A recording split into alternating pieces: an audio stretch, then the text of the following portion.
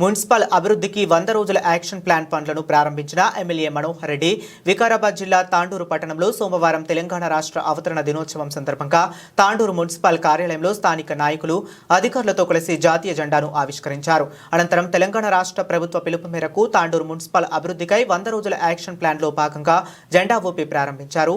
Tandur MLA ఈ కార్యక్రమంలో municipal అధికారులు, నాయకులు తదితరులు పాల్గొన్నారు.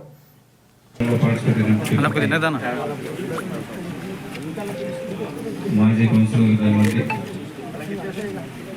గౌరవ కాంగ్రెస్ పార్టీ ప్రిన్సిపల్ కానివ్వండి, సీనియర్ నాయకులు కానివ్వండి, మున్సిపల్ కమిషనర్ గారికి, ఏఎంసీ చైర్మన్ గారికి, మున్సిపల్ సిబ్బంది పట్ల కూడా పేరు పేరున నమస్కారాలు తెలుపుతూ తెలంగాణ ఆంధ్రప్రదేశ్ దినోత్సవ శుభాకాంక్షలు తెలుపుతూ ఈరోజు గౌరవ ముఖ్యమంత్రి గారు 100 రోజుల ప్రణాళిక క్లీన్ అండ్ గ్రీన్ ఏదైతే చేపట్టాడో ఈ రోజు నుంచే మున్సిపల్ ప్రాంగణం నుంచి ప్రారంభం కావడం జరుగుతూ ఉన్నది.